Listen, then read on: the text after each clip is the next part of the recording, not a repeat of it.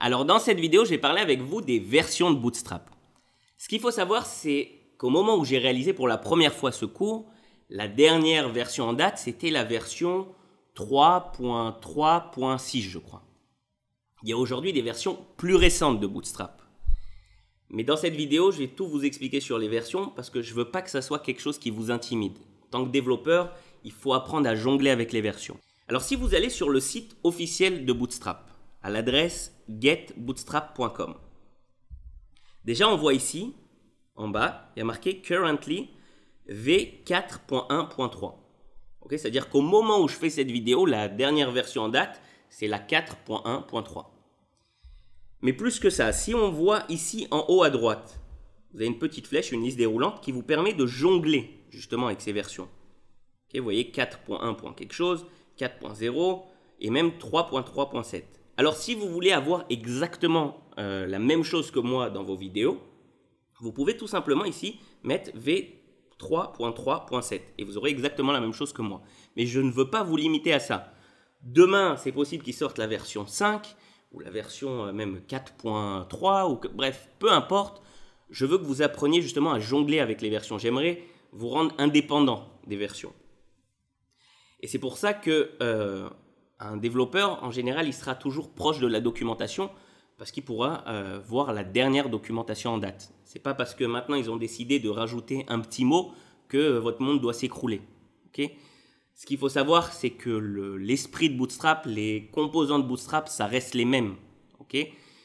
Alors, plus précisément sur les versions, parce que vous devez vous poser la question, comment on choisit d'évoluer de 3.3.6 à 3.3.7 ou à 4.0.0? Déjà, le premier chiffre, c'est ce qu'on appelle la version majeure. Lorsqu'on passe de 3 à 4, ça veut dire qu'il y a eu des grosses modifications.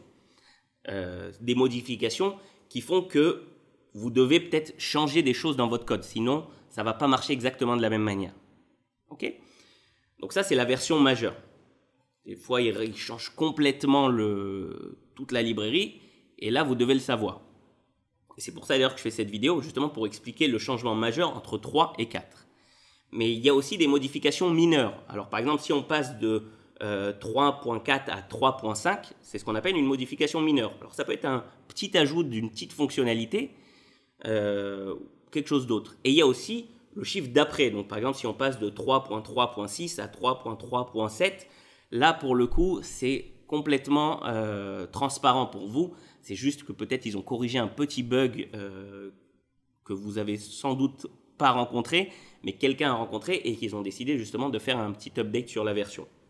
Donc ce qu'on retient, c'est que par exemple de Bootstrap 3 à Bootstrap 4, il y a eu du changement.